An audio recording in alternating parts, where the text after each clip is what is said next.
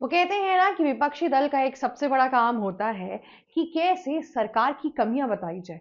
पर अगर सरकार की कमियां गिनाने को इतनी बचे ही ना तो विपक्षी दल क्या करेगा, इसका तो हम सबको पता है।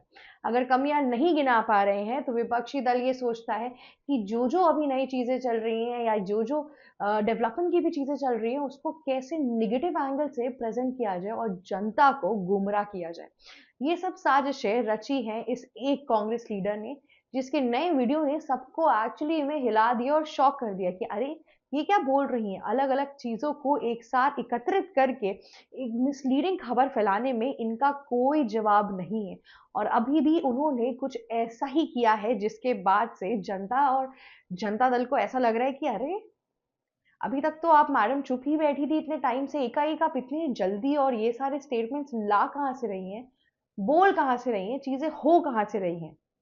इन सारे स्टेटमेंट्स के ऊपर कांग्रेस के विपक्षी दल के जितने भी लोग हैं उन लोगों ने अपनी चुप्पी साधी। पर करंट गवर्नमेंट बीजेपी के नेताओं ने भी काफी काउंटर बैक दिया, पर ऐसा लगा एक टाइम बाद कि चीजें बस मेडअप करने के लिए बोल दी गई है, क्योंकि आजकल कांग्रेस के हाथों में कोई चीज रह तो गई नहीं है। धीरे धीरे करके उनकी सत्ता गिरती जा रही है। अब जब से केरला के अंदर भी बीजेपी का साम्राज्य बसने लगा है, तब से इनके दिमाग में टेंशन और बढ़ती जा रही है कि कहीं हिंदुओं का वर्चस्व और ना बढ़ता जाए। इनको बीजेपी से शायद इतनी इशू नहीं है जितना हिंदुओं से इशू है, कभी कभार इनके स्टेटमेंट्स में ऐसा लगता है।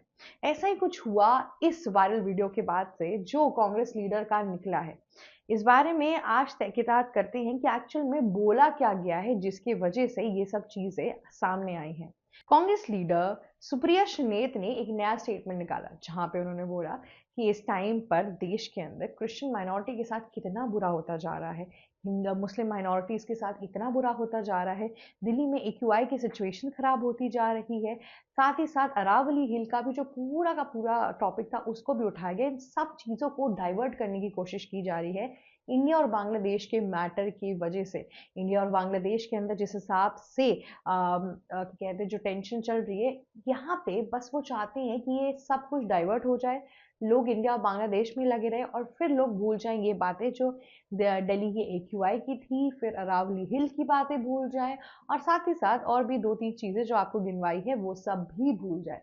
तो सुप्रिया श्रीनेत से मेरा एक सवाल है कि आपको क्या लगता है कि पीएम मोदी ने जाके बोला था वहां पे कि एक काम करो, बॉर्डर पे टेंशन लाना शुरू कर देते हैं, मारधाड़ करते हैं, प्रोटेस्ट करते हैं। अरे पीएम मोदी को यही करना होता तो शेख हसीना को यहाँ क्यों रखा है उन्होंने? तब तो सीधे सीधे वॉर ही हो जाती ना अगर ये पहले ही करना होता तो। ये सब कितनी बेतुकी बातें हैं। वहां पर मोहम्मद यूनुस जो उनके इंटरिम गवर्नमेंट के जो लीडर हैं, उन्होंने बोला कि उनकी वजह से उनका पूरा प्लॉट था, ये पूरा प्लान था कि कैसे पूरा का पूरा ब्लेम इंडिया के ऊपर डाल देते हैं ताकि बांग्लादेश के अंदर इलेक्शन ना हो। दरअसल हमें पता है कि कुछ सालों पहले जो बांग्लादेश के अंदर जो प्रोटेस्ट हुआ था उसकी वजह से वहाँ की सरकार गिर गई और इस टाइम पे उनकी पूरे प्रधानमंत्री इंडिया के अंदर शरण लेके बैठी हुई है, अपनी जान बचा के बैठी हुई है। और सिमिलरली बांग्लादेश में मोहम्मद यूनुस ने गवर्नमेंट ली तो सही, पर उनको इसलिए बैठाया गया था कि वो एक न्यायपूर्वक इलेक्शन रखें, देश की स्थिति और बेटर करे। पर उन्होंने अपनी गद्दी का फायदा उठाया। उस गद्दी का फायदा उठाते उठाते उन्होंने इतने साल बिता दिए, पर उसके बावजूद भी अभी तक एक भी इलेक्शन नहीं हुआ। जब बात सर से ऊपर जाने लगी तब लोगों को ऐसा समझ में आया कि अरे ये तो मोहम्मद यूनुस हड़प के ही बैठ गए, इनको इलेक्शन कराने का कोई मन ही नहीं है, इनको भी सत्ता का लोभ हो गया है। इसीलिए विपक्षी दल के जो नेता थे, अवामी लीग के जो विपक्षी दल के नेता थे बांग्लादेश के अंदर, उन्होंने प्रोटेस्ट करना शुरू कर दिया। उस प्रोटेस्ट के बाद से जब मोहम्मद यूनुस को लगा कि अच्छा अब मैं क्या करूं, किस कैसे बचूं इस चीज से, उन्होंने सीधे सीधे शरीफ हैदी जो वहाँ के स्टूडेंट ऑर्गेनाइजेशन के लीडर थे उनकी मृत्यु करवा दी। और ये बात खुद उनके भाई ने अभी आज सुबह जो वीडियो निकाली है उसमें क्लियर की कि उनके भाई के मर्डर केस के अंदर मोहम्मद यूनुस का हाथ है। और इस क्लियरेंस के बाद से लोगों के अंदर इतना गुस्सा भर गया मोहम्मद यूनुस के लिए कि क्या बताया जाए। उसने ये भी बोला कि मेरे भाई को मारने के पीछे का सबसे बड़ा रीजन ये था कि मोहम्मद यूनुस इंडिया और बांग्लादेश के बीच में टेंशन लाना चाहते थे, एक एंटी इंडिया एजेंडा चलाना चाहते थे। इतना ही नहीं, बांग्लादेश के अंदर इस टाइम पर किस तरीके की झगड़ा और लड़ाइयाँ चल रही है, इस तरह की कट्टरवादिता और हेट्रेड आ रही है कि मैं आपको क्या बताऊँ।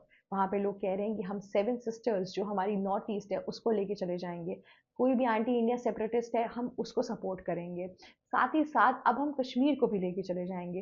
तो इन लोगों का सीधा सीधा टारगेट बनता जा रहा है हमारे बॉर्डर स्टेट्स को लेके जाने का। और यहाँ पर सुप्रिया सुलेत कहती हैं कि हम इस मैटर को इग्नोर करके दिल्ली की AQI उन सब चीज़ों को इग्नोर करके हम इंडिया और बांग्लादेश की बात कर रहे हैं।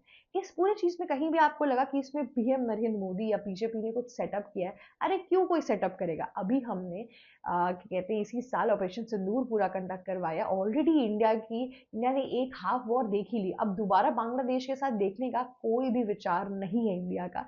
सिंपल सी बात है, इंडिया का जो हमेशा से एजेंडा रहा है वो बेसिकली पीसफुल रहा है, कि पीस अगेंस्ट एनीथिंग, और इसी चीज़ को पीएम नरेंद्र मोदी ने हमेशा फॉलो किया है। और ये सब चीज़ें पीएम नरेंद्र मोदी ने जारी नहीं की थी, ये सब चीज़ें महात्मा गांधी, जवाहरलाल नेहरू उनके समय से आती जा रही है, जिसको पीएम नरेंद्र मोदी ने आगे बढ़ाया है और कुछ भी नहीं।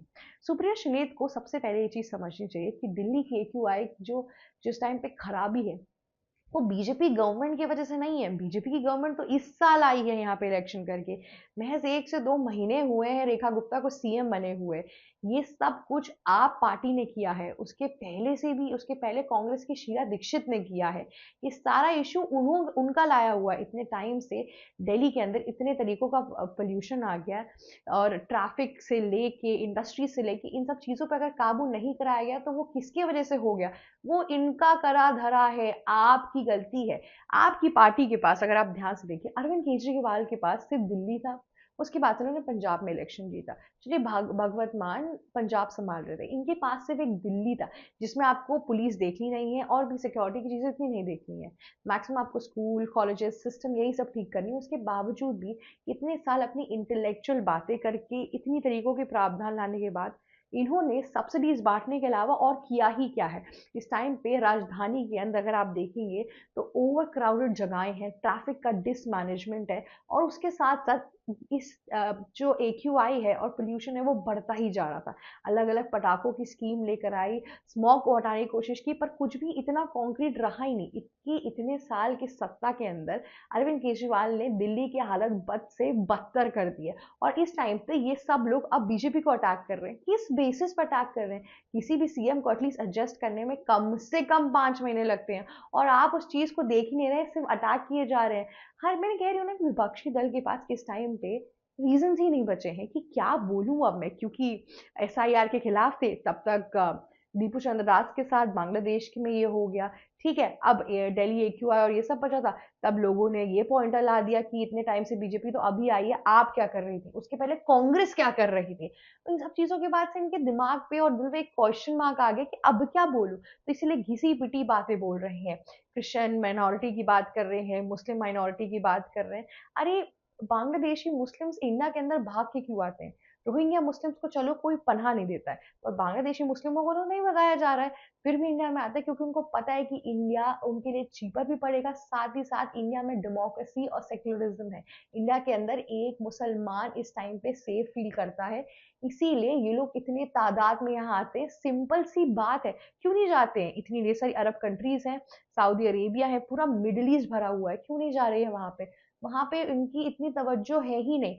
मिडिल ईस्ट सिर्फ और सिर्फ अलग अलग तरीके के कारनामे कराता है बांग्लादेश और सऊदी अरेबिया से, ये बात तय है और क्लियर है, और ये लोग करते भी रहते हैं। और इसी वजह से ये लोग वहां नहीं जाना चाहते हैं, ये लोग इंडिया आना चाहते हैं। अब इनको जो इंडिया इस टाइम पर आना है, इसके अंदर कहीं पर भी बीजेपी का तो कोई हाथ है नहीं। ऑब्वियस सी बात है कि बीजेपी की सरकार 2014 से है और ये 2025 चल रहा है।